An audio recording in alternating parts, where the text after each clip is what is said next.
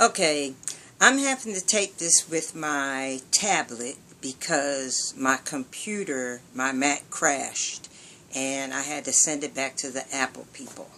Now, no matter how I adjust this tablet, it's not going to show me looking right. So we're just going to have to go with what I got.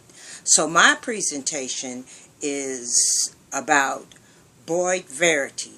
He is the speaker that I chose. Boyd Verity is a wildlife activist who shares stories of animals and humans and as their lives intertwine with one another. He started his presentation by telling the audience about Nelson Mandela's death and how he and his family had a personal relationship with him. The hook he used was a narrative pattern. He also offered a striking of provocative statement.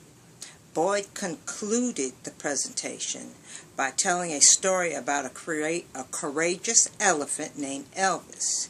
Elvis was crippled in his left back hind leg.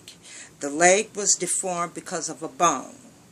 Boyd showed a slide of Elvis with his herd.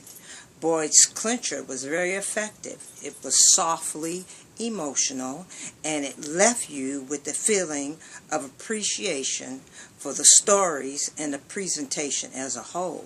And actually, the presentation had two endings. The second ending was a small tribute to Nelson Mandela.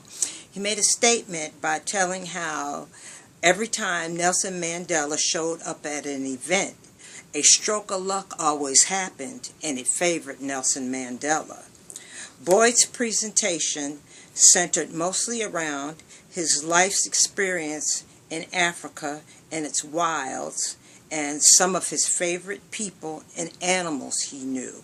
Boyd is a wildlife activist whose parents own a safari business in one of the game reserves. His presentation told personal stories that showed great humanitarian efforts and feats by him and others in wild animals.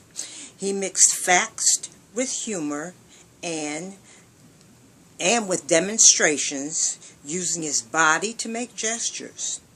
He uses body gestures to demonstrate the feats of others he spent his time with. He controlled his audience's emotions with his stories and his demonstrations.